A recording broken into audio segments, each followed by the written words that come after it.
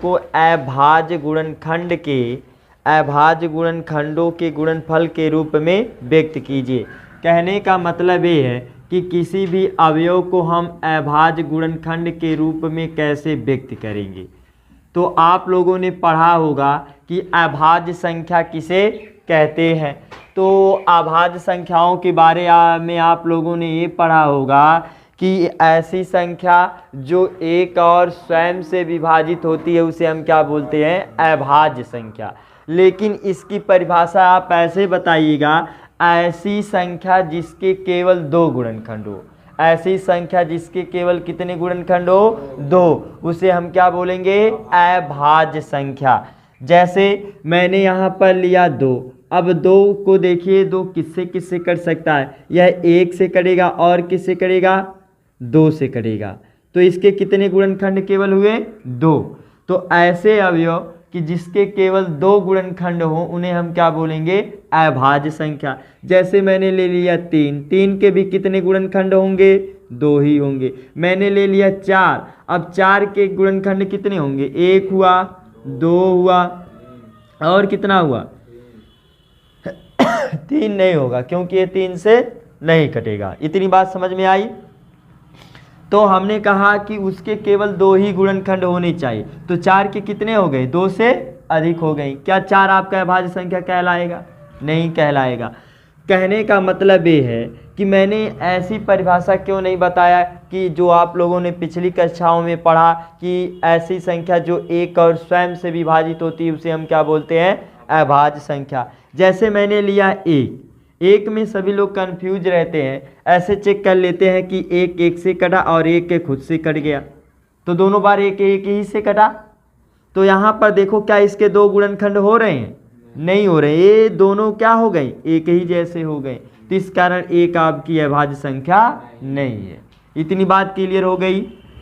अब ध्यान दीजिएगा, मेन कॉन्सेप्ट आपका निकल के क्या आता है कि यदि हम अभाज्य संख्याओं को लिखते हुए जाऊं, जैसे सबसे छोटी अभाज्य संख्या होती है दो, दो के बाद आती है तीन, तीन के बाद पाँच, पाँच के बाद सात, सात के बाद आपका आएगा नौ, नहीं होगा क्योंकि नौ एक से भी कट जाएगा, तीन से भी कट जाएगा और नौ से, तो उसके एक से अधिक गुणनखंड हो जाएंगे। तो क्या होगा आपका 11 होगा, 13 होगा, फिर उसके बाद आपका 17 होगा, फिर उसके बाद क्या होगा 19 होगा, फिर उसके बाद 21 नहीं होगा, 23 होगा क्योंकि 21 आपका 3 से भी कटेगा, 7 से भी कटेगा, 21 से भी कट जाएगा। तो ध्यान दो, यदि मैं अभाज्य संख्याओं को लिखते हुए जाऊं तो क्या कोई अभाज्य संख्या एक से अधिक बार आ रही है, नहीं। जैसे मैंने लिया दो, अब दो केवल एक ही बार ही आएगा, दो से अधिक बार, एक से अधिक बार नहीं आएगा। कहने का मतलब ये है कि यदि अभाज्य संख्या में हम कोई अवयव एक से अधिक बार लिख देते हैं तो वह आपका अभाज्य गुणनखंड रूप नहीं कहलाएगा। तो आप ऐसे कैसे लिखेंगे, सवाल सबसे महत्वपूर्ण मायने ये रखता है कि सर जी आपने बताया ये कि कोई भी अवयव एक से अधिक बार नहीं आ सकता अभाज्य संख्या में, यदि आ गया तो हम उसको कैसे करेंगे। तो यदि कोई संख्या एक से अधिक बार आ जाती है तो उनको हम घात के रूप में लिख देंगे। किस रूप में लिख देंगे, घात। जैसे मैंने किसी संख्या का गुणनखंड किया और दो कितनी बार आ गया, 3 बार आ गया। अब जबकि अभाज्य गुणनखंड रूप ये कहता है कि ये एक ही बार आना चाहिए दो, तो हम इसको एक ही बार लाने के लिए इस पे कितनी की घात लगा देंगे, 3 की, क्योंकि दो कितनी बार लिखा गया। तो कॉन्सेप्ट क्लियर हुआ। कहने का मतलब ये है कि यदि किसी संख्या को अभाज्य गुणनखंड के रूप में लिखना हो तो हम सर्वप्रथम दी गई संख्या का क्या करेंगे, गुणनखंड करेंगे।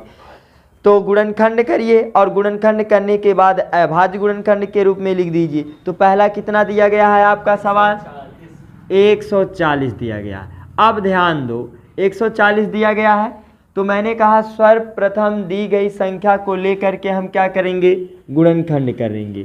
गुणनखंड करने के दो आसान तरीके कि हम इसका आखिरी वाला अंक देखते हैं कि सम अंक है कि विषम अंक। यदि आखिरी वाला अंक 0 हो, 2 हो, 4 हो, 6 हो, 8 तो वह किससे कटेगा, 2 से। यदि इनके अलावा कोई और संख्या आ जाएगी तो किससे कटेगा, विषम संख्या से। जिसे आप छोटी मतलब आसान भाषा में कहते हैं कि यदि आखिरी वाला अंक सम है तो सम संख्या से करेगा, यदि आखिरी वाला अंक विषम है तो विषम संख्या से। तो 0 है तो किससे करेगा? 2 से। 2 साते 14, 0 आप उतार लीजिए। फिर 2 से कट रहा, 2 3 6, 1 बचा तो 10 हो गया, 2 5। अब क्या इसका आखिरी वाला अंक सम है? तो सम नहीं है तो विषम संख्या से काटो। हमेशा हम विषम संख्या में बढ़ते हुए जाएंगे, सम संख्या में चेक नहीं करें। तो सबसे छोटी सम संख्या विषम संख्या क्या होती है? 3। तो 3 से क्या करेगा? नहीं। 3 के बाद विषम संख्या क्या आती है? 5। तो 5 साते और 7 एक कम। हमें इनको किस रूप में लिखना था? अभाज्य गुणनखंड के रूप में। तो आप लिखिएगा 140 का अभाज्य गुणनखंड रूप बराबर 140 का अभाज्य गुणनखंड रूप बराबर। तो मैंने कहा अभाज्य गुणनखंड में कोई अवयव एक से अधिक बार नहीं आ सकता है। यदि एक से अधिक बार आएगा तो उनको हम किस में लिख लेंगे? घात में। अब 2 कितनी बार आया? 2 बार। तो 2 के घाते 2। गुणनफल के लिए कैसा चिन्ह? गुणे का। और 5 कितनी बार आया? 1 बार। 7 कितनी बार आया? 1। तो एक घात लिखी नहीं जाती है, छिपी रहती है। तो आप दी गई संख्याओं को आप लोग कर लेंगे। फिर से कॉन्सेप्ट को आप समझिए। सर्वप्रथम दी गई संख्या को लेके क्या करना? गुणनखंड करना। और गुणनखंड करने के बाद लिखना जो भी अवयव दिया होगा का अभाज्य गुणनखंड रूप बराबर, जो जितनी बार आएगा उसी के ऊपर उतनी घात हम लगा देंगे। हाँ, और बोलिए चौथा सवाल हम बताएं उनमें का। 505।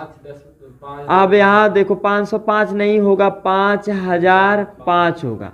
पढ़ने का तरीका क्या कहता है कि हम संख्याओं को, अंकों को पीछे की तरफ से पढ़ते हैं। और पीछे वाला अंक क्या कहलाता है? इकाई। इकाई के बाद दहाई के बाद, जैसे मैंने लिखा यहाँ इकाई, फिर लिखा दहाई, फिर लिखा सैकड़ा, फिर लिखा हजार। अब हजार की पूछ पकड़ के हम नीचे आए तो कितना हजार हुआ? 5। अब ना सैकड़ा कुछ है ना दहाई कुछ है, तो इकाई कितनी है? तो 5005। ये हो गया पढ़ने का तरीका। अब ध्यान दो आप, मैंने कहा यदि किसी संख्या को अभाज्य गुणनखंड रूप में लिखना है तो सर्वप्रथम दी गई संख्या का हम क्या करेंगे? गुणनखंड करेंगे। गुणनखंड करने के 2 तरीके कि यदि आखिरी वाला अंक सम है तो किससे करेगा? सम संख्या से। क्या आखिरी वाला अंक 2 से कट रहा है? तो इसका मतलब ये सम संख्या नहीं है, तो विषम संख्या से काटिए। तो सबसे छोटी विषम संख्या क्या होती है? 3। तो आप पहले लिखिएगा मत, पहले चेक कर लीजिए कि ये 3 से कट रहा है कि नहीं। एक इसको देखो, मैं 3 एक कम करूंगा तो बचेगा कितना? 2। तो 3 6 18, बचेगा 2 तो कितना हो गया? 20। 3 6 18, फिर बचा 2 तो कितना हो गया? 25। क्या 3 से कटा? नहीं कटा। तो 3 से नहीं कट रहा, तो 3 के बाद विषम संख्या क्या आती है? 5। तो 5 एक कम, अब 0 को हम क्या कर लेंगे? उतार लेंगे। 5 एक कम, अब 5 से कट गया। अब फिर इसको चेक करो, इसका आखिरी वाला अंक विषम है तो किससे कटेगा? विषम संख्या से। तो ये तो 5 कटेगा नहीं, क्योंकि 5 से कटने का नियम ये कहता है कि यदि किसी भी संख्या के इकाई का अंक 0 हो या इकाई का अंक 5 हो तब ये किससे कटता है? 5 से कटता है। तो यहाँ पर आपका 1 आ गया। अब इसको चेक करो क्या 1 कट रहा है कि नहीं। यदि मैं इसको 3 से काटूं, देखो क्या 3 से कटेगा? यदि कटना रहता तो पहले ही कट गया होता। फिर चेक कर लो, ऐसा लग रहा है कि कट रहा है कि नहीं। 3 त्रिका बचा 1 तो 10 हो गया। 3 त्रिका बचा 1 तो कितना हो गया? 11। क्या 3 से कटा? तो 5 से भी नहीं कटा। तो 5 के बाद विषम संख्या क्या आती है? 7। इनको हम तब तक आगे बढ़ते हुए जाएंगे जब तक ये पूरी तरह कट ना जाए। तो 7 से चेक किया मैंने, 7 एक कम, बचा कितना? 3 तो 30 हो गया। 7 चौक 28, बचा 2 तो कितना हो गया? 21 हो गया। तो 7 त्रिक। तो ऐसे आप लिखिएगा मत, पहले चेक कर लीजिएगा रफिंग कार ऐसे। तो मैंने इसको 7 से काटा, 7 एक कम, बचा 3 तो हो गया 30। तो 7 चौक 28, बचा आपका 2 तो 21 हो गया। 7 त्रिक। इतनी बात क्लियर हो गई। फिर इनको देखो, क्या यह 7 से करेगा? नहीं। तो 7 के बाद विषम संख्या क्या आती है?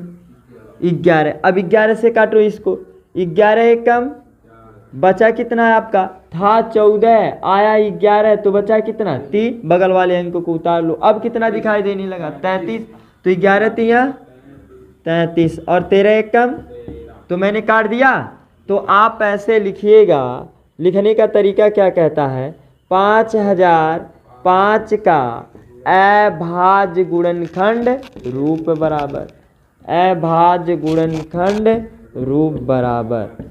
तो जब मैंने अभाज्य गुणनखंड रूप बताया था तो मैंने बताया था जो अवयव जितनी बार आएगा मैं उसी के ऊपर उतनी घात लगा दूंगा। 5 कितनी बार आया तो एक घात लिखी नहीं जाती है, छिपी रहती है। 7 आया, फिर 11 आया, फिर 13 आया, यही क्या हो जाएगा इसका अभाज्य गुणनखंड रूप। तीसरा सवाल लगा के दिखाइए आप।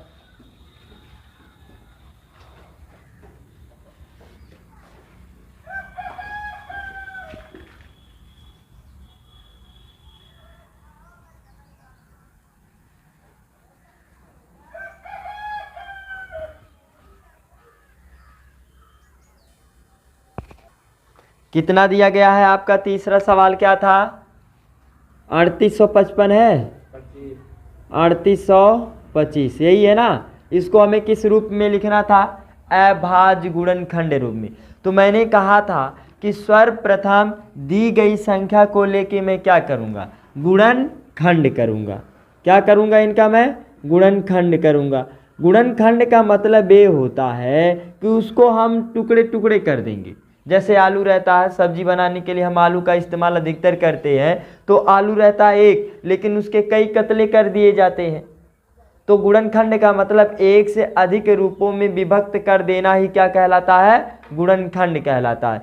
तो सर्वप्रथम दी गई संख्या को लेकर के हम गुणनखंड करेंगे। गुणनखंड का तरीका क्या कहता है, यदि आखिरी वाला अंक सम तो सम संख्या से कटेगा, यदि आखिरी वाला अंक विषम है तो आखिरी वाला अंक क्या सम है, तो विषम संख्या से काटो। तो सबसे छोटी विषम संख्या क्या होती है, 3। अब 3 से चेक करो, लिखो मत, अभी चेक करो एक कट रहा है कि नहीं। 3 एक कम, 3 दूना 6, बचा कितना 2, तो 22 हो जाएगा। 3 7 21, बचा 1 तो 15 हो गया। 3 5, तो इसका मतलब 3 से कट गया। तो अब देखो काटा कैसे गया, इनको देखो काटने का तरीका। 3 एक कम, अब मैं 3 का पहाड़ा इतनी बार पढ़ूंगा कि 8 से अधिक ना हो, तो 3 बार ले जाएंगे अधिक हो जाएगा। कितनी बार जाएगा, 2 बार। तो था आपका 8, आया आपका 6, तो बचा कितना आपका। अब इसके बगल वाले अंक को उतार लो, अब कितना दिखाई देने लगा 22। 3 का पहाड़ा इतनी बार पढ़ो कि 22 से अधिक ना हो, तो 3 7 21, था 22 आया 21, बचा कितना 1। अब बगल वाले को उतार लो, अब कितना दिखाई देने लगा, तो 3 5 15। इतनी बात क्लियर हो गई। फिर इसको काटो आप, आखिरी वाला अंक विषम है तो विषम संख्या से। 3 चौक 12, अब इसको काटो, 3 दूना 6, बचा कितना 1। तो ऐसे 1 जब आएगा तो 15 दिखाई देने लगेगा। 3 5, क्या अब ये 3 से कटेगा, नहीं कटेगा। तो 3 के बाद विषम संख्या क्या आती है, 5, 5 से काटो, 5 8 40, बचा आपका 2, तो 25 हो गया। और 5 5, फिर इसको 5 से काटो, 5 एक कम, था आपका 8, आया आपका 5, बचा कितना, तो 35 दिखाई देने लगा। 5 7 35 और 17 एक कम। इनको हम तब तक काटते जाएंगे जब तक इनके नीचे 1 ना आ जाए, क्योंकि हम गुणनखंड में एक अवयव को कई भागों में विभाजित करते हैं। तो इनको कब तक काटा जाता है, जब तक इनके नीचे 1 ना आ जाए। इतनी बात क्लियर हो गई।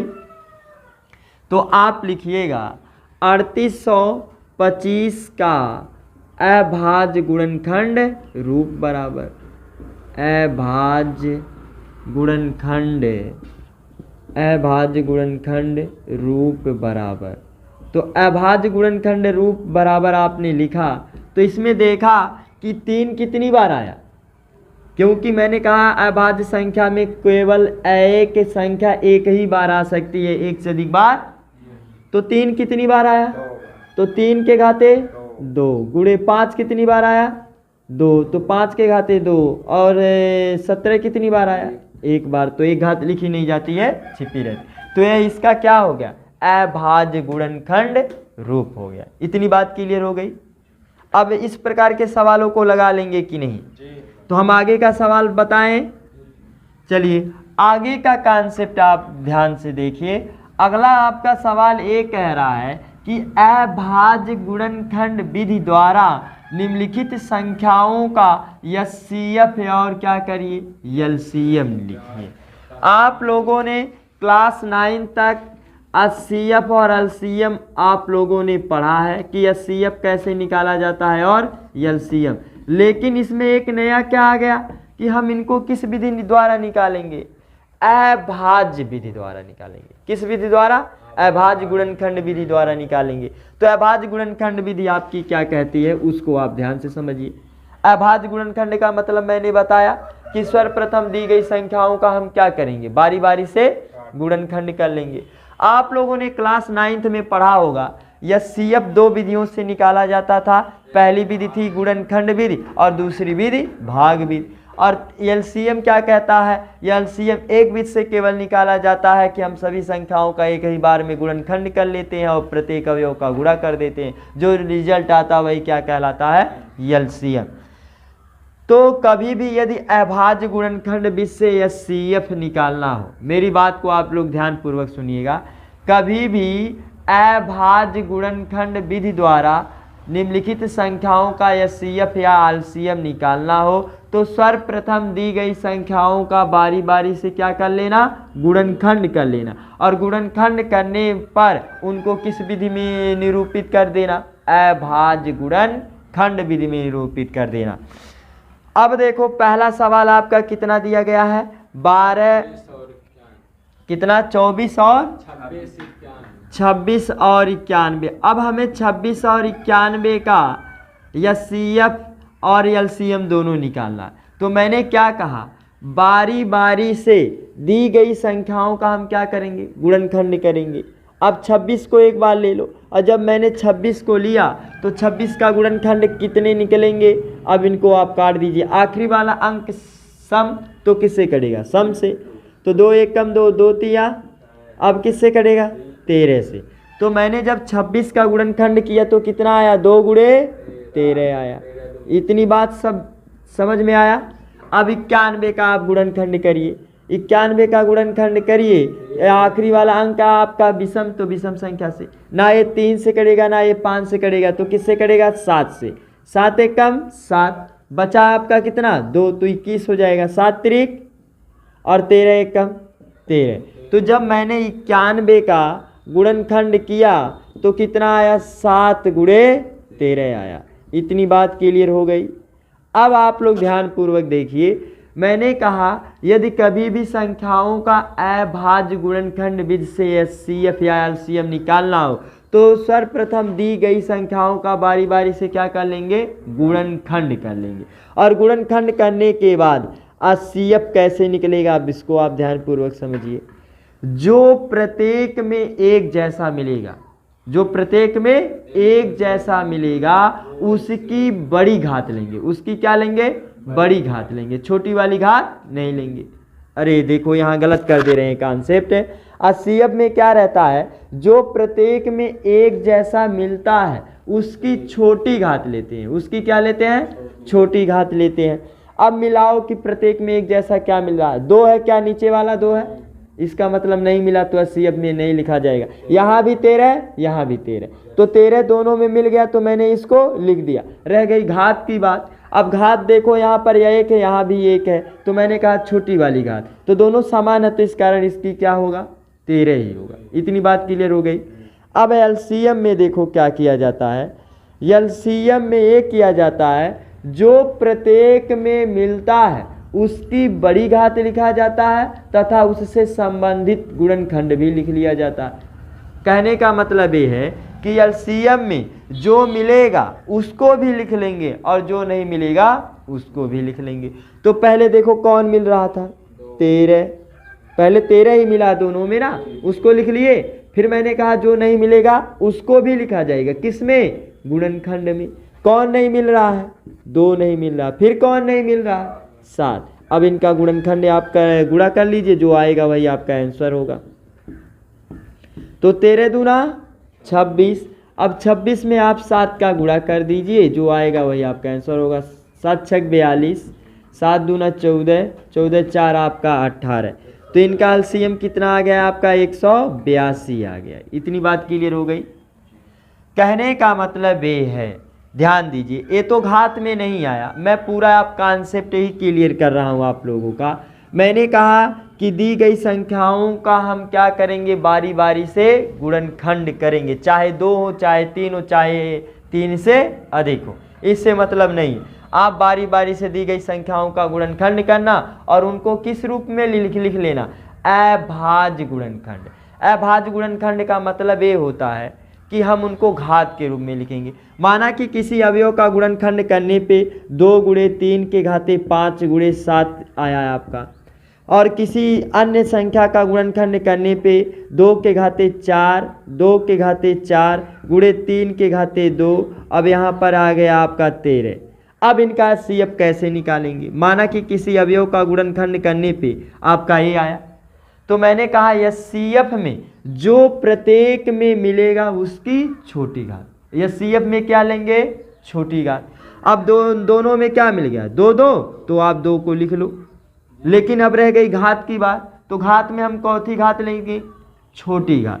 तो अब यहाँ देखो, मैंने एचसीएफ में यही बात बताया कि जो प्रत्येक में मिलेगा, मतलब प्रत्येक में। मान लो उदाहरण के लिए, मान लो एक काली मटोली चुड़ैल आपकी पहले वाले में कुदक रही है और दूसरी वाली में भी वही चुड़ैल है, तो दोनों में क्या मिल गई, वे समान मिल गई।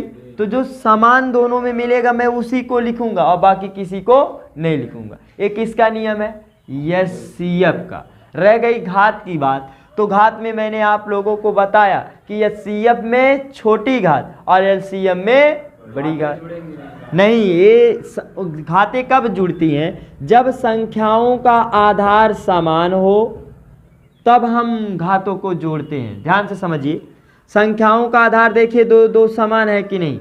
यदि संख्याओं का आधार समान है, बीच में गुणे का चिन्ह है, तो घातों को आपस में हम क्या कर लेंगे, जोड़ लेंगे। तो 2 में 3 जोड़ेंगे, कितना होगा, 5। लेकिन यहाँ देखिए आप, क्या संख्याओं का आधार समान है, नहीं है, तो मैं घातों को जोड़ नहीं सकता हूँ। आई बात समझ में। अब एलसीएम की बारी आई। एलसीएम में आप ध्यान दीजिएगा, मैंने कहा एलसीएम में जो प्रत्येक में मिलेगा उसकी क्या लेते हैं, बड़ी घात। एलसीएम में बड़ी घात लिखते हैं। तो बड़ा कौन है, 4। अब ये 4 वाला जो है, 2 वाला जो है, इसी के अंदर आ जाएगा कि नहीं। अब आगे देखो, 3 भी मिला तो इसकी कौथी घात लेंगे, एलसीएम में बड़ी घात लेंगे, और जो नहीं मिलता है उसको भी एलसीएम में लिख लिया जाता है। इतना कॉन्सेप्ट क्लियर हुआ कि नहीं। अब आप दूसरा सवाल देखिए, इसका दूसरा सवाल आपका क्या दिया गया है, 510 और 510 और कितना दिया गया है, 92 दिया गया है। तो मैंने आप लोगों को बताया कि सर्वप्रथम दी गई संख्याओं का बारी बारी से हम क्या करेंगे, गुणनखंड करेंगे। पहले आप गुणनखंड कर लीजिए और गुणनखंड करने के बाद अभाज्य गुणनखंड रूप में व्यक्त कर दीजिए। तो 510 है। अब इनका आखिरी वाला अंक आपका 0 तो किससे करेगा, 2 से। काटो इनको, 2 दूना बचा 1 तो कितना हो गया, 11। तो बचा आपका 2 5, बचा कितना है, 1, तो 10 हो गया। तो 2 5 क्या अब 2 से कटेगा, क्योंकि इसके आखिरी वाला अंक भी सम आ गया। 3 से देखो चेक करो कट रहा कि नहीं। तो 3 8 24, बचा है आपका 1, तो 3 5, फिर इसको काटो, क्या ये 3 से कटेगा, नहीं कटेगा, क्योंकि 3 दूना 6, बचेगा 2, 25 हो जाएगा, नहीं कटेगा।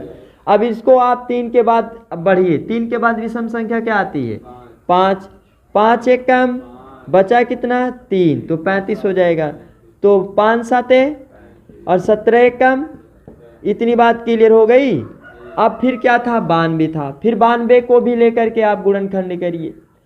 तो 2 चौक, बचा कितना 1, तो 12 हो गया। 2 6 12, फिर 2 से काटिए, 2 दूना 2 तिया, अब 23 किससे करेगा, 23 से ही करेगा, क्योंकि यह अभाज्य संख्या है। तो आप ऐसे दर्शाइए 510 बराबर, अब 510 को हमें अभाज्य गुणनखंड, अभाज्य गुणनखंड का मतलब मैंने बताया कि कोई अवयव एक से अधिक बार आएगा तो उनको हम घात में लिख लेंगे। 2 कितनी बार आया, 3 कितनी बार आया, 5 कितनी बार आया, 17 कितनी बार आया। अब उसको देखो 92 का 2 कितनी बार आया, 2 के घाते 2, और 23 कितनी बार आया, 1 बार, तो एक घात लिखी नहीं जाती। अब ध्यान से आप समझिए एचसीएफ, एचसीएफ में मैंने आप लोगों को ये बताया जो प्रत्येक में एक जैसा दिखाई देगा। अब 2 ही अवयव हैं तो दोनों में मिलाओ एक जैसा कौन दिखाई दे रहा है, यहाँ भी 2 यहाँ भी 2, दोनों में मिल गया। आप इनको लिखिए, रह गई बात क्या, घात की। अब घात पे आइए, तो मैंने कहा एचसीएफ में घात छोटी वाला लिया जाता है, तो यहाँ 2 घात, यहाँ पर घात नहीं है, तो प्रत्येक संख्याओं की घात कितनी छिपी रहती है, 1। तो 1 छोटा है कि 2 छोटा है, तो 1 लिखा नहीं जाता है, छिपा रहता है। क्या और कोई मिला, तो इनका एचसीएफ कितना होगा, 2 होगा। इतनी बात क्लियर हो गई। अब हमें क्या निकालना है, एलसीएम लेना है। एलसीएम में मैंने बताया कि जो प्रत्येक में मिलेगा उसकी बड़ी घात, तो प्रत्येक में कौन मिला, 2, तो आप लिख दीजिए 2, इसकी बड़ी घात कितनी है, 2, और जो नहीं मिलता है उसको भी लिख लेते, कौन नहीं मिला, फिर कौन नहीं मिला, फिर कौन नहीं मिला, फिर कौन नहीं मिला। अब सभी का आपस में गुणा कर दीजिए, वही आपका क्या होगा, आंसर होगा एलसीएम का। आपने ध्यान दिया कि यदि किसी अवयव पे घात लगाई गई हो और उसका मान निकालना, तो उस अवयव को उतनी बार गुणा करके लिखते हैं जितनी उसकी घात है। तो 2 को कितनी बार गुणा करके, 2। अब प्रत्येक का आपका आपस में गुणा कर दीजिए, जो आएगा वही आपका क्या होगा, आंसर होगा। तो देखो 2 दूना 4। अब गुणा करने में एक बात ध्यान रखिएगा कि 0 लाने का प्रयास करिए, आसान हो जाएगा। 2 दूना 4, 4 तिया 12, 12 पंजे 60, तो 60 गुणे 17 हमें करना है, तो 17 छक्का 102। अब 0 को उतार लो तो 1020 हुआ। अब 1020 में कितने का गुणा करेंगे, 23 का, तो 0 3 दूना 6, और 0 और कितना हो गया, 3 हो गया। फिर इसको काटो आप, गुणा करो, 0 2 दूना 4, 0 2 हो गया, तो कितना आ गया है आपका 23,460 आ गया है आपका। यही आपका आंसर हो जाएगा। ध्यान दीजिए, क्या आपका सवाल दिया गया है 336 और 54। तो मैंने आप लोगों को बताया कि सर्वप्रथम दी गई संख्या का हम क्या करेंगे, गुणनखंड करेंगे। गुणनखंड करने के 2 नियम। पहला नियम ये है कि यदि आखिरी वाला अंक सम है तो सम संख्या से कटेगा, यदि आखिरी वाला अंक विषम है तो विषम संख्या से कटेगा। तो आखिरी वाला अंक क्या है, सम, तो सम संख्या से काटो। तो 2 1 कम, बचा कितना 1, तो कितना दिखाई देने लगेगा 13, तो 2 6 12, तो बचा कितना 1, तो 16 दिखाई देने लगेगा। 2 8, फिर 2 से काटो, 2 8 16, और 2 4 8, फिर 2 से काटो इसको, 2 4 8, 2 दूना 4, फिर 2 से काटो, 2 दूना 4, 2 1 कम। अब क्या ये 2 से करेगा नहीं, क्योंकि इसका इकाई का अंक विषम है, तो 3 7 और 7 1 कम, ऐसे काट दिया आप। और इनको हमें तब तक काटते हुए जाना जब तक इनके नीचे 1 ना आ जाए। 1 केवल एक ही बार मिलेगा, ऐसा नहीं है कि कई बार मिलेगा। 54, अब देखो 54 को काटो, आखिरी वाला अंक सम, तो सम संख्या से 2 दूना, बचा 1, तो कितना दिखाई देने लगा 14, 2 7, अब विषम संख्या से काटो, 3 9, 3 त्रिका और 3 1 कम, ऐसे आपने काट दिया। अब यहाँ पर ध्यान दो, मैंने कहा था यही आप लोगों को कि सर्वप्रथम दी गई संख्याओं का क्या कर लेना, गुणनखंड कर लेना। अब इनको अभाज्य गुणनखंड विधि से निकालना है सीएफ। तो अभाज्य गुणनखंड विधि में मैंने आप लोगों को बताया कि सर्वप्रथम अवयव का गुणनखंड कर लेना, और यदि कोई अवयव 1 से अधिक बार आएगा उसी के ऊपर क्या लगा देनी है, घात। अब देखो 2 कितनी बार आया, तो 2 के घाते कितना लगेगा 4। 3 कितनी बार यहाँ पर आया, 1 बार आया, तो एक घात लिखी नहीं जाती है, छिपी रहती है। अब 54 का लिखो। 54 में देखिए 2 कितनी बार आया, 2 केवल कितनी बार? 1, तो एक घात लिखी नहीं जाती है, छिपी रहती है। फिर 3 कितनी बार आया? 3 के घाते 3। इतनी बात क्लियर हो गई। अब यहाँ पर ध्यान दो, 3 के घाते 3 मैंने लिखा। मैंने कहा था एचसीएफ में जो प्रत्येक में एक जैसा दानव दिखाई देगा उन्हीं की हमें चुरकी पकड़ना है। देखो कौन दोनों में एक जैसा दिखाई दे रहा है? 2 दिखाई दिया, तो इनको लिख लो। रह गई बात घात की। घात अब देखो चौथी घात लेते हैं एचसीएफ में, छोटी घात। तो इसकी घात कितनी छिपी है? तो 1 और 4 में छोटा कौन है? 1 है। अब देखो यहाँ 3 दोनों में मिल गया कि नहीं? तो इनको भी हम क्या कर लेंगे? लिख लेंगे। अब इसकी चौथी घात हम लेंगे, 1 घात लेंगे। इतनी बात क्लियर हो गई। 2 की घात 1 का मतलब 1 घात लिखी नहीं जाती है, क्या रहती है? छिपी रहती है। तो 3 का गुणा 2 में करोगे कितना आ जाएगा? 6 आएगा। 2 तिया।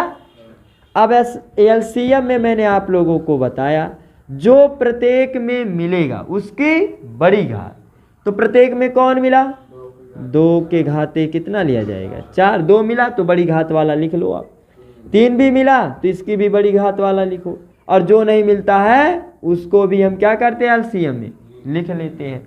अब इनका मान निकालो। मैंने बताया था कि यदि किसी अवयव पे घात लिखी गई हो तो उस अवयव को उतनी बार लिखेंगे जितनी उसकी घात है। 2 को कितनी बार लिखोगे गुणा करके? 4 बार। 3 को कितनी बार गुणा करके लिखोगे? 3 बार। और 7 है तो 7। अब गुणा करो। 2 दूना 4 दूना 8 दूना 16 तिया 48। अब 48 का गुणा हम किस में करेंगे? 3 में करेंगे। तो 3 8 24 के 4 कैरी बची 2, 3 चौक 12 2 14, 144 हुआ। फिर 144 में कितने का गुणा करेंगे? 3 का गुणा करेंगे। देखो फिर से देखो, 2 दूना 4 दूना 8 दूना 16 तिया 48 तिया 144। अभी 3 का गुणा करना बाकी है कि नहीं? 3 का गुणा करो। 3 चौक 12 के 2 कैरी बची 1, 3 चौक 12 1 13 और 3 1 कम 3 1 कितना हो गया? 4। 432 में अब कितने का गुणा आप करेंगे? 7 का करेंगे। 7 दूना 14 के 4 कैरी बची 1, 7 त्रिक 21 1 22 के 2 कैरी बची 2 और 7 चौक 28 2 कितना हो गया? 3024। तो इनका जो एलसीएम निकल के आया कितना आया? 3024 आया। ऐसे आप लोग कर लेंगे।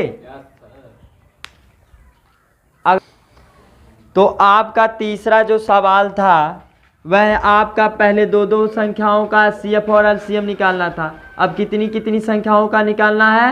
3 संख्याओं का। तो मैंने बताया चाहे 2 रहे चाहे 2 से अधिक रहे, सबका हम बारी बारी से क्या करेंगे? गुणनखंड कर देंगे। तो क्या था आपका? कितनी कितनी संख्या है? 12 15 21। तो 12 15 21। तो मैंने कहा बारी बारी से संख्याओं का क्या करेंगे? गुणनखंड करेंगे, एक एक अवयव को लेके। ये नहीं कि एक ही साथ सबको घसीट देंगे। हो सकता है कि शक्तिशाली मिल जाए तुम्ही को घसीटना शुरू कर दे वो लोग। तो हम बारी बारी से लेकर के इनसे निपटेंगे। तो 12 का आखिरी वाला अंक क्या है? सम। तो सम संख्या से काटो। 2 6, फिर 2 से कट रहा है 2 तिया और 3 1 कम 1 आ गया तो इसका मतलब छोड़ देंगे। अब 15 को काटो आप।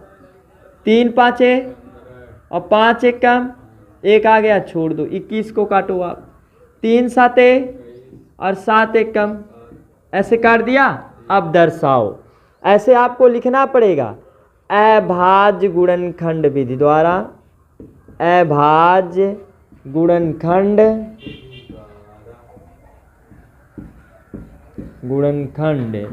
विधि द्वारा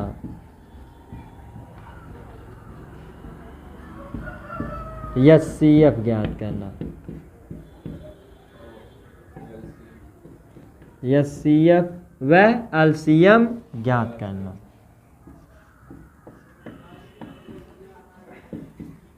आपको केवल क्या लिखना रहेगा? आपको केवल इतना ही लिखना पड़ेगा, अभाज्य गुणनखंड विधि से, केवल इतना ही लिखना पड़ेगा। ठीक। तो जब मैंने 12 का गुणनखंड किया तो 12 में आप लोग ध्यान पूर्वक देखिए 2 कितनी बार आ गया? तो मैंने कहा अभाज्य गुणनखंड में यदि कोई अवयव 1 से अधिक बार आएगा तो उसको क्या लिखना है? घात में। तो 2 के घाते 2 3 कितनी बार आया? एक ही बार। इनको भी लिख दो, छिपा रहता है लिखा नहीं जाता, लेकिन लिख दो आप समझने के लिए। 15 का जब आपने किया 2 कितनी बार आया? एक बार। 5 कितनी बार आया? एक बार। 21 का किया, ये देखो 2 नहीं आया है, इसमें देखा कि क्या है? 3 है। 21 में देखो 3 कितनी बार आया? 7 कितनी बार आया? ऐसे लिख लिए। फिर मैंने आप लोगों को बताया कि एचसीएफ में उसी को लिखा जाता जो प्रत्येक में एक जैसा दिखाई देता। अब जैसे आगे बढ़ा, पहले वाले में 2 आया, अब मिलाओ 2 क्या सभी में है? तो इसका मतलब नहीं लिखेंगे। फिर आगे बढ़ा तो क्या मिला? 3, अब मिलाओ क्या 3 सभी में है? तो 3 को आप लिख दीजिए। लेकिन एचसीएफ में क्या लिखा जाता है? छोटी घात। तो कोई छोटा बड़ा है ही नहीं, तो 3 ही हो गया।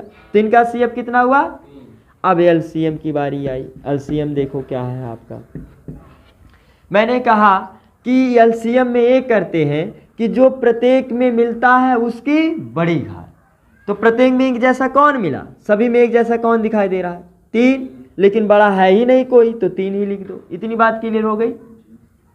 फिर आगे देखो आप, फिर मैंने बताया कि एलसीएम में जो नहीं मिलता है उसको भी लिख लेते हैं। तो 2 नहीं मिला था ना, इसको भी लिख लो आप। और कौन नहीं मिला था? 5, इसको भी लिख दो। और कौन नहीं मिला था? 7। यदि किसी अवयव पे घात लगाई गई हो और उसका मान निकालना हो तो उस अवयव को उतनी बार गुणा करके लिखा जाता है जितनी उसकी। 2 को कितनी बार? 5 को 7 को गुणा करो। 2 3 दूना 6 दूना 12 पंजे 60 का गुणा 7 में करेंगे तो 6 सत्ते 42 कितना आ गया? 420 आ गया। तो इनका एलसीएम कितना हो गया? 420। चाहे 2 अवयव हो, चाहे 2 से अधिक अवयव हो, यदि हमें अभाज्य गुणनखंड विषय एचसीएफ निकालना है तो सर्वप्रथम दी गई संख्याओं का हम बारी बारी से क्या करेंगे? गुणनखंड करेंगे। अब देखो मेन कॉन्सेप्ट एक छूट जा रहा है। अब सवाल ये उठता है कि सर जी यदि मिले ही ना कोई एक जैसा तो एचसीएफ में क्या लिखेंगे? एलसीएम में तो चल जा रहा है, नहीं मिलेगा तो सबकी हम चोचा पकड़ के लिख देंगे। अब देखो एचसीएफ में यदि प्रत्येक में एक जैसा मिलेगा ही नहीं तब वहां पर क्या होगा? जैसे अगला सवाल ही है आपका, क्या दिया गया है? 17 दिया गया, फिर क्या दिया गया है? 23 दिया गया, फिर क्या दिया गया है? 29। तो ये सब अभाज्य संख्या है, ये खुद से ही कटेंगी और किसी संख्या से 17 कम 17, 23 से कम 23 और 29 से कम, ऐसे काट दिया आपने। अब 17 को दर्शा लो। 17 बराबर 17 कितनी बार आया? एक बार। 23 कितनी बार आया? एक बार आया। 29 कितनी बार आया? एक बार आया। ऐसे आपने गुणनखंड कर लिया। अब मिलाओ एचसीएफ में। एचसीएफ में आप मिलाइए। अब मैंने देखा कि प्रत्येक में कोई एक जैसा दिखाई दे रहा है, दिखाइए नहीं दे रहा, तो आप बड़े हैरानी होंगे कि मास्टरवा बताया ही नहीं कि जब एक जैसा दिखाई नहीं देगा तो किसको लिखा जाएगा। तो आप लोग जानते हैं भली बात से कि प्रत्येक संख्याओं का गुणनफल कितना छिपा रहता है? एक छिपा रहता है, क्योंकि 1 का गुणा किसी भी संख्या में कर दे क्या इसके मान में परिवर्तन हो जाएगा? वही आएगा। अब दिखाई देने लगा कि नहीं? कहने का मतलब ये है कि जब कुछ भी एक जैसा दिखाई नहीं देगा तो उसका हमेशा एचसीएफ कितना होगा? 1 होगा। आई बात समझ में? लग जाएगा आप सवाल?